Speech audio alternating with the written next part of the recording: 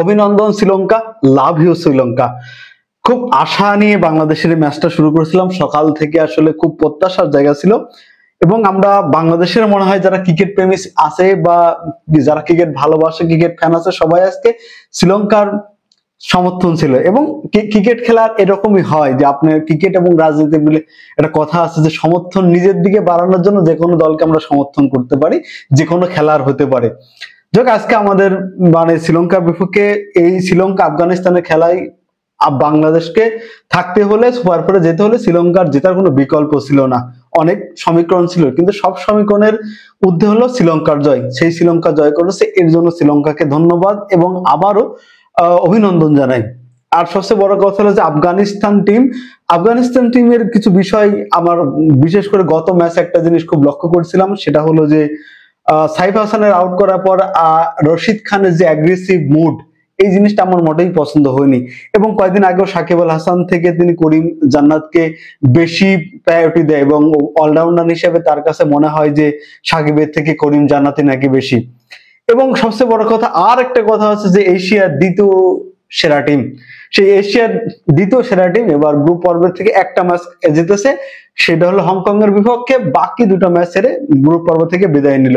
যাই, বাংলাদেশ সুপার ফোরে যে কি করবে সেটা দেখার বিষয় নয়। সুপার ফোরের তিনটা শক্তিশালী টিমই বলা চলে যেতে, ভারত, শ্রীলঙ্কা, পাকিস্তান, যেহেতু যারা সুপার ফোরে গেছে, যদিও পাকিস্তানকে আমরা মোটামুটি হারাতে পারবো, বাকি দুটো দল শ্রীলঙ্কা এবং ইন্ডিয়াটা দেখার বিষয়। যে আজকের ম্যাচটাতে যেভাবে শুরু করছিল শ্রীলঙ্কা, তাতে মানে টসে জিতে প্রথমে ব্যাটিং নেয় আফগানিস্তান।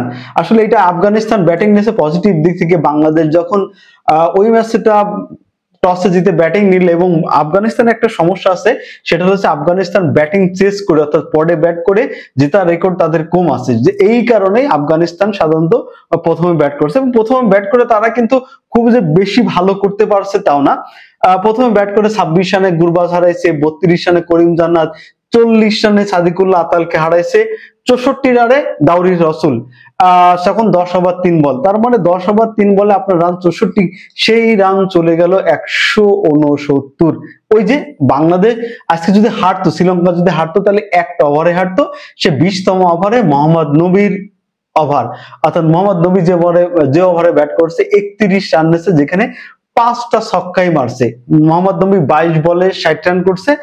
এই ওভারেই আসলে দেখার পরে আমাদেরও মন ভেঙেছে, বাংলাদেশের সমর্থকের মন ভেঙেছে। না, আসলে যখন 169 রান হয়ে গেছে, সেখানে 169 রান চেস করে জেতা খুব কঠিন ব্যাপার, যেহেতু আফগানিস্তানের দলে ভালো মানের বলার রয়েছে। ফজল হক ফারুকের কথা বললাম, স্পিনারে তারা নূর আহমেদ, রশিদ খান, মুজিবুর রহমান, আল্লাহ গজব গফর, বা এই যে সবাই রয়েছে, মোহাম্মদ নবী রয়েছে, তার মানে স্পিন অ্যাটাক দিয়ে কিন্তু ঘায়েল করে। কারণ আর আফগানিস্তানের হোম ভেন্যু কিন্তু এই আবুধাবির এই মাঠ, তার মানে সেক্ষেত্রে আমরা ধরে নিয়েছিলাম যে আজকে শ্রীলঙ্কা হেরে যাবে, এবং শ্রীলঙ্কা হেরে যাওয়া মানে বাংলাদেশের পথটা বন্ধ হয়ে যাও। যাক, শ্রীলঙ্কা জিতছে। বিশেষ করে লাস্টে যে দুর্দান্ত কিছু ব্যাটিং করলো কামিন্দো ম্যান্ডিস এবং কুশল ম্যান্ডিসের এই যে 23 বলে 52 রানে একটা পার্টনারশিপ, 52 বলে 74 রানে অপরাজিত আছে, 10টা 4, কিন্তু কোনো ছক্কা নাই।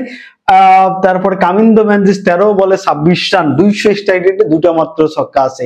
এই দুজনারতে মোটামুটি শ্রীলঙ্কা জিতে গেল। শ্রীলঙ্কা এর পরের ম্যাচ বাংলাদেশের সাথে সুপার ফোরের প্রথম ম্যাচটাই শ্রীলঙ্কার, সেই ম্যাচটাতে আমরা যা হবে, কিন্তু আজকে মতো আমরা ভুলে যাই এবং আফগানিস্তানের এই যে অহংকার ব্যাপারটা আছে, যে অহংকারটা ভেঙে চূর্ণ বিচ্ছিন্ন হলো। আফগানিস্তান রশিদ খানের অহংকার গেল, এবং দ্বিতীয় সেরা টিম। হ্যাঁ, আফগানিস্তান ভালো ক্রিকেট খেলে, নিঃসন্দেহে, এটা সত্য কথা। তারা অল্প সময়ের মধ্যে ভালো ক্রিকেট খেলে এবং তাদের প্লেয়ার গুলো আছে বিশ্বমানের। তারা পৃথিবীর সব ফ্রাঞ্চাইজি লিগে তারা প্লেয়ার গুলো খেলা করে।